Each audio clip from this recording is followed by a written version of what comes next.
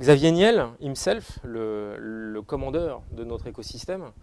disait à Sciences Po en octobre 2013 que la France est un paradis fiscal pour les entrepreneurs. Et là, on fait référence en fait, à des statuts dont je reparlerai sans doute un peu plus tard, comme type jeune entreprise innovante, le crédit impôt recherche, des solutions qui vous permettent, si on pourra en parler techniquement,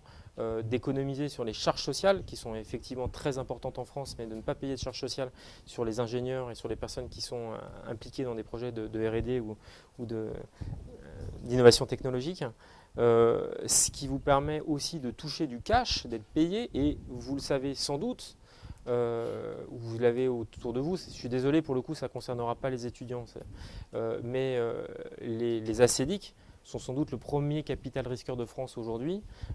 avec capacité, avec ce qu'on appelle l'ACRE, l'aide à la création et la reprise d'entreprise, qui vous permet pendant 15 mois de toucher votre chômage pendant que vous êtes créateur d'entreprise. Ce qui est je vous dis, moi personnellement j'en ai bénéficié. Je crois qu'à peu près tous les entrepreneurs autour de moi, enfin au moins, je dirais bien 3 sur 4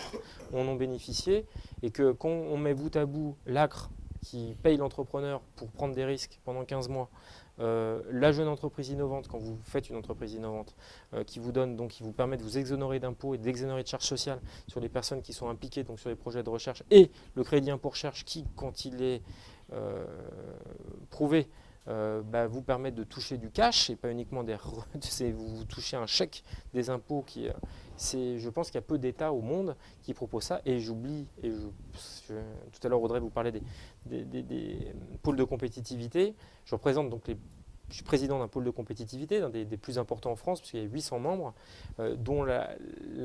l'objet c'est de faire des projets qui sont des projets